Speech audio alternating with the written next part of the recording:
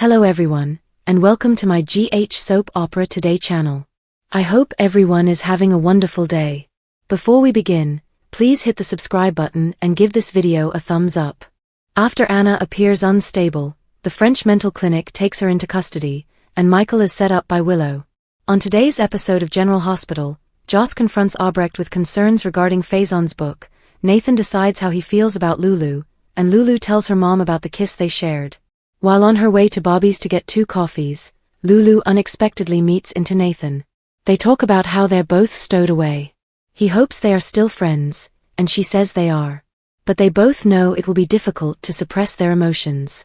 After a session at the yoga studio, Nina and Albrecht head home, where Nina confides in Albrecht and tells her aunt that Willow had Drew sent back to her so she can take care of him. Their connection is still shaky, so Nina needs to do her best to support her daughter, even if she doesn't like the notion. Albrecht informs Nina, as the mother, that it's her role to tell her child the hard things they don't want to hear, and that this is a poor idea. Following Albrecht's departure, Nathan makes a second visit to Nina to confide in her about his emotions for Lulu and the kiss they had. What began as a friendship and a shared experience has blossomed into something deeper. The issue is that Maxie is one of the difficulties, as Nina is well aware. Nathan says he understands Maxie has moved on and has no intention of meddling in her life with Spinelli and the kids when she wakes up. Nina wonders whether it is conceivable he's interested in Lulu as a means to feel closer to Maxie, but Nathan assures that isn't the case. However, they decided this can't go anywhere, but it doesn't affect how they feel. Willow and Michael come to an agreement at Alexis' office. Michael and Willow arrive to meet with Rick and Alexis to explore a custody compromise. Michael says that Diane is in court and that Rick is merely here to assist mediate a deal. Rick adds that if they go back to family court, it may be a year or 2 before a judgment is made, and neither would get the conclusion they might want. Alexis says that is why they come to an accord. Willow doesn't understand why, considering that Michael is dating a hooker and going to be charged with attempted murder. Things seem quite nice for her. Alexis says Willow regrettably, there are points to be made against her, including being married to Drew, who is the prime suspect right now in Judge Herring's payment and murder. So no judge will award her half custody or even full custody. The wisest strategy is to compromise. Willow asks Michael what he's offering. Michael gives visitations on weekends, but she wants shared custody. Alexis offers a 60-40 divided custody for now, in Michael's advantage. Willow excuses herself to think about it. As Alexis apologizes to Michael for what she did to him in court, outside the office, Willow takes Michael's keys from his jacket and places Tracy's key to Drew's house on his keychain. Laura receives visitors at Laura's office. Joss interviews the mayor for a school assignment, and when she puts her laptop back in her bag, she pulls Faison's book out and places it on her desk. Laura wonders where she got that. Joss claims she picked it up at the library as the woman on the cover looks precisely like Anna. Laura claims it is Anna, and reveals that Faison created the book since he was fascinated with Devane. She offers the undercover WSB agent a short history lesson on Faison. Lulu goes over later to visit her mom with the coffees and to obtain advice on Nathan. She filled her mom in on what happened during the storm, and while they agreed nothing could happen, she's dubious she can keep away from him. Lulu explains that being with Nathan seems like she'd be betraying Maxie, and it may impact Nathan's relationship with Dante. Jason fills Sunny in. Jason comes by Sunny's and informs him about the predicament Anna is in, and that she's certain Faison is alive. He then delivers even larger news, alerting him that Britt has verified that Sidwell and WSB director Cullum are pushing her to work on Faison's final project. Sunny wants Cullum surveilled to understand his routine so they can take him out, as he is responsible for the explosion of his apartment. Jason replies they can't yet. He adds Cullum is keeping Britt's medicines, so if Cullum dies, so does Britt. Joss seeks answers. Joss walks to Bobby's and spots Albrecht. She flags her down to question her about the book she's reading, and attempts to discover more about Faison, particularly his unpleasant smoking habit. Albrecht cuts to the chase and asks what she wants. Joss reveals she found the book in Windmere, but Albrecht isn't shocked, given Caesar had resided there. Joss reveals it includes an inscription to his muse, and was alongside a pack of cigarillos.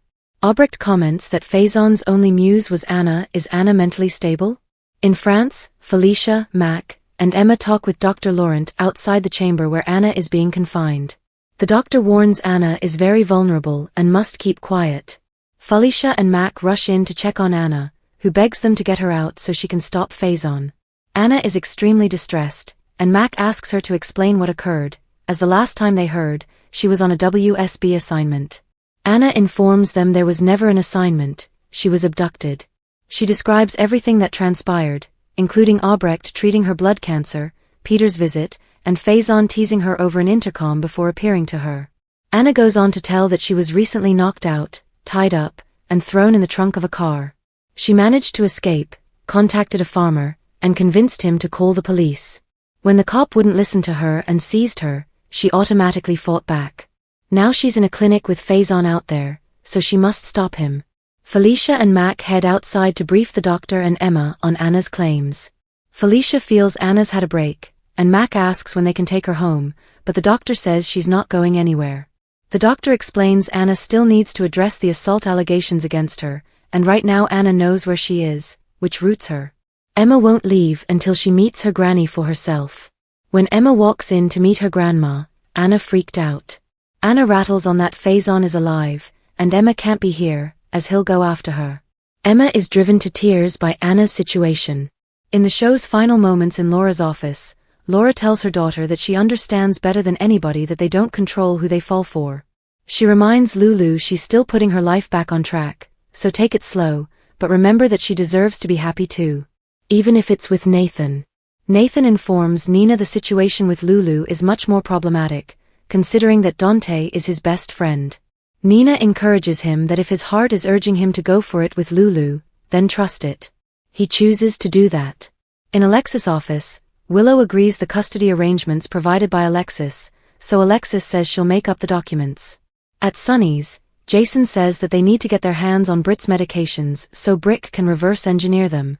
Sunny adds they have an edge right now since Sidwell and Cullum don't know they are onto them, and the clock is ticking. Jason pledges that as soon as Britt is in the clear, Cullum is dead.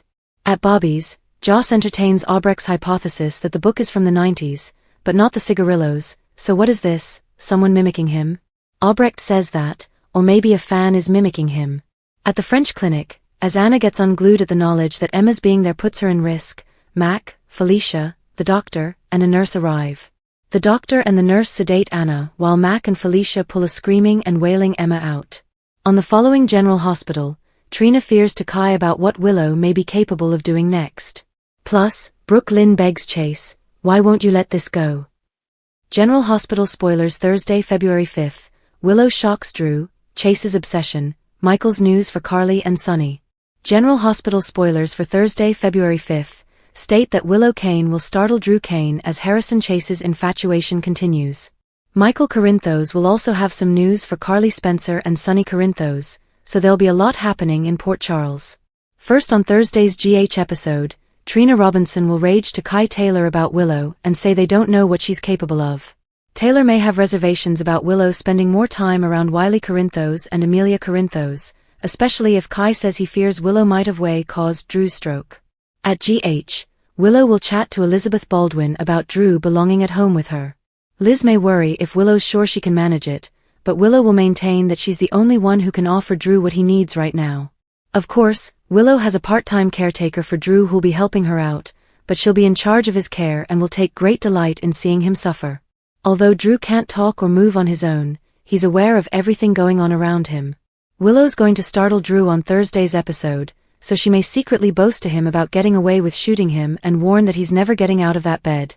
Over with Michael, he'll offer Carly and Sunny updates on the arrangement he negotiated with Willow, which entails a 60-40 custody split in his favor. Michael would insist the alternative to striking this arrangement was intolerable, therefore it had to lay it to rest. Sunny should believe this compromise is a good thing, but Carly may not be so sure. Carly may warn that Willow can't be trusted, which is accurate given she just set Michael up by placing that additional key to Drew's apartment on his keychain. As for Harrison Chase, he may hear about the custody compromise as well and lash out over it not being enough. Chase may think Willow deserves a 50-50 share or possibly full custody since he believes Michael shot Drew. Brooke Lynn will grow tired up with Chase on Thursday's program, so she'll eventually demand to know why he can't just leave things go. There'll be a massive blow-up between Chase and Brooke Lynn since he'll seem infatuated on Willow again. In Alexis Davis's office, she'll get a visit from Curtis Ashford. Curtis will be seeking for some assistance, so he may inquire about his legal options when it comes to pushing Portia Robinson into a paternity test. Alexis may concede that'd be a struggle before the baby's delivered and encourage him to let Portia do this on her own schedule. Portia has made it apparent that she's willing to undergo a DNA test later, so Alexis may pressure Curtis to simply be patient.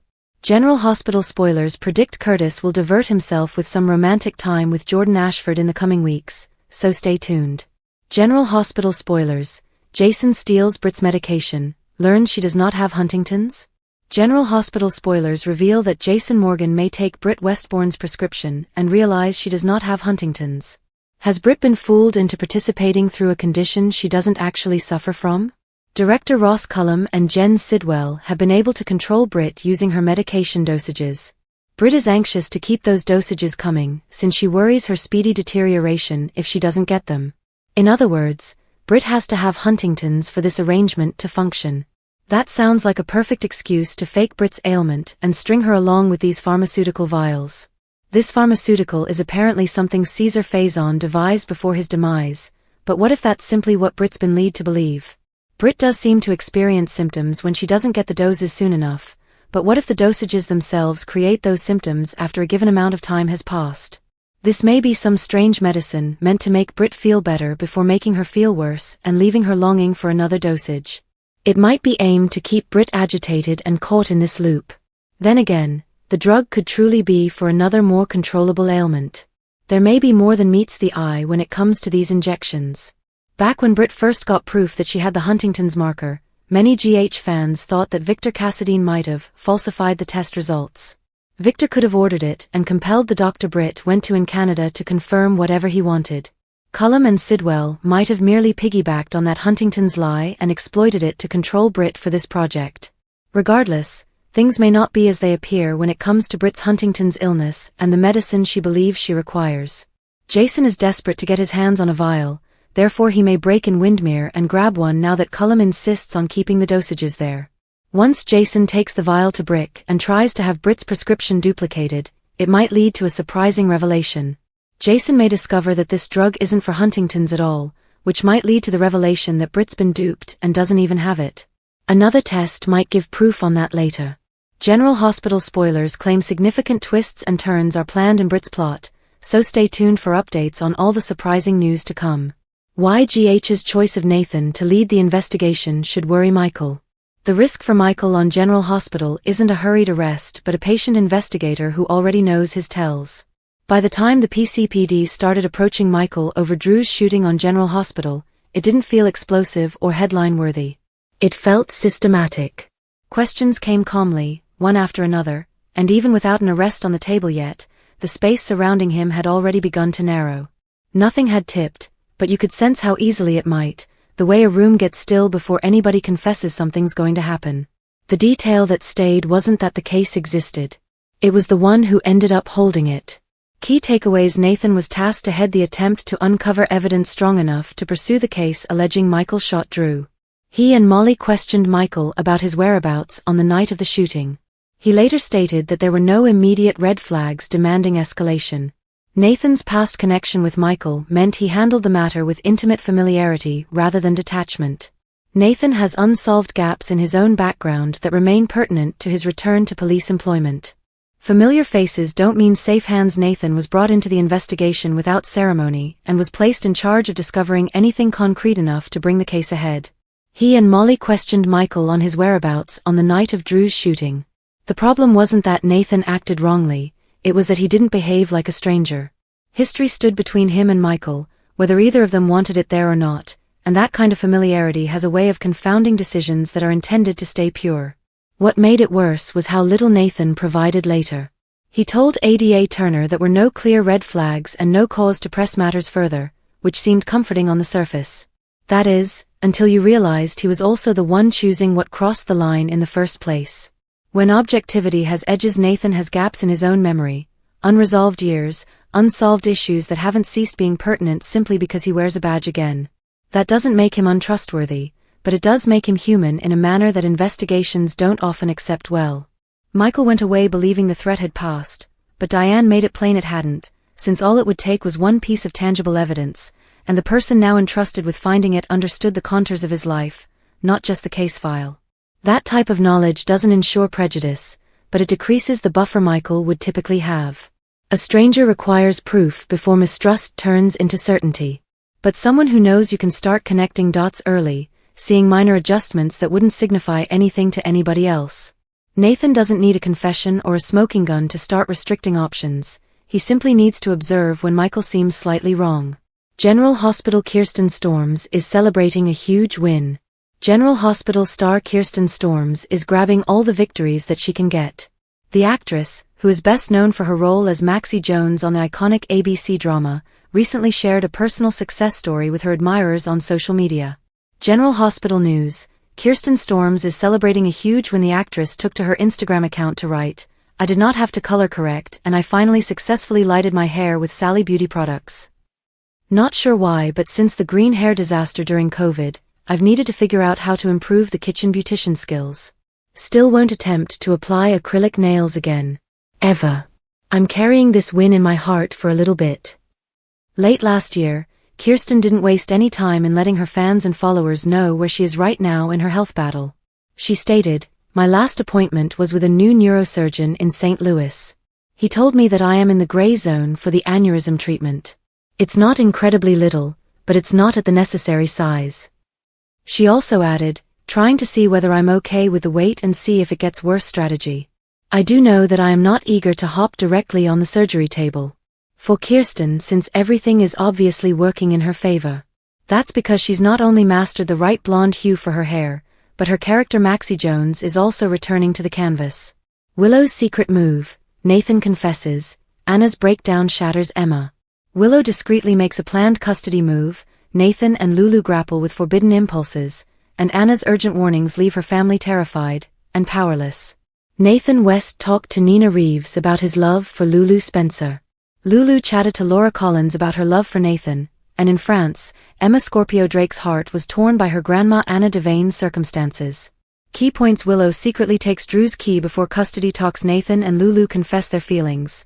Separately, custody talks end in a tense compromise. Jason and Sunny uncover a dangerous conspiracy. Anna's mental health detainment devastates Emma. Willow put Drew's key in her pocket ahead of the custody meeting. Before the custody meeting with Rick Lansing and Alexis Davis, Willow Kane put Drew Kane's house key in her pocket. As Michael Corinthos came at the reception counter, he thanked her for meeting. She stressed she hadn't committed to any conditions yet.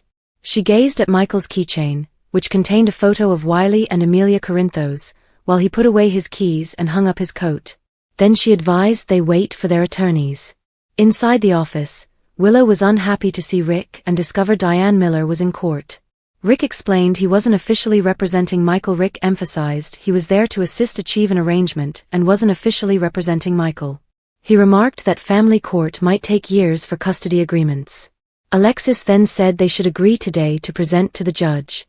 Willow scoffed, saying that would assist Michael, who was facing murder charges and dating a woman with a record, but she was in a better position and should take her chances in court. Alexis then informed Willow that there were other points against her, including police proof that Drew had paid Judge Eva Heron and then killed her to cover it up. Alexis said it was doubtful the judge would grant her half custody living with Drew since Willow lived with him. Alexis said it was doubtful a judge would grant her half custody, making her case weak. Willow again said Michael was soon to be arrested for attempted murder. Alexis strongly told her that the law focused on the children's best interest, not Willow's, and she should cooperate with Michael. Hesitantly, Willow questioned what Michael offered, but disregarded his offer of every other weekend and 1 month in summer as preposterous given Drew suffered a serious stroke and wouldn't be part in the kids' lives. As they discussed over transferring the kids between houses, Alexis recommended a 60-40 split in Michael's favor, which he promptly agreed. Willow stated she needed time to reflect and walked into the hallway. Alexis apologized to Michael, apologizing to Michael for how her backing of Willow placed him in difficulty. Alexis explained that she felt he was a nice guy who prioritized his children. Michael thought Willow would do the same, but then his ex-wife snatched his keys and added Drew's house key to the ring. Back at the office, Willow agreed to the custody requirements. Alexis stated she would prepare the papers for the judge and encouraged Michael to review the arrangement with Diane. As they separated in the reception area, Michael conceded to Willow that neither got their way, but they compromised for the kids. She answered that her sole wish was what was best for Wiley and Amelia. Lulu and Nathan had an encounter, As Nina talked to Liesl about Willow bringing Drew home, things were uncomfortable when Lulu and Nathan West met at Bobby's. He thought she could avoid him after their kiss, but they both wanted to be friends, despite the temptation. Meanwhile, in Nina's apartment, she told Liesl Albrecht that she believed it was foolish for Willow to care for Drew at home. They agreed it would deepen the couple's unhealthy relationship, and Albrecht advised Nina encourage Willow to get alternative therapy for Drew. But Nina feared it might harm her fragile connection with her daughter. Liesl reminded Nina that a mother must deliver unpleasant realities, particularly when kids don't want to hear them. Thanks for watching. If you like this video, please don't forget to subscribe my channel without missing any update.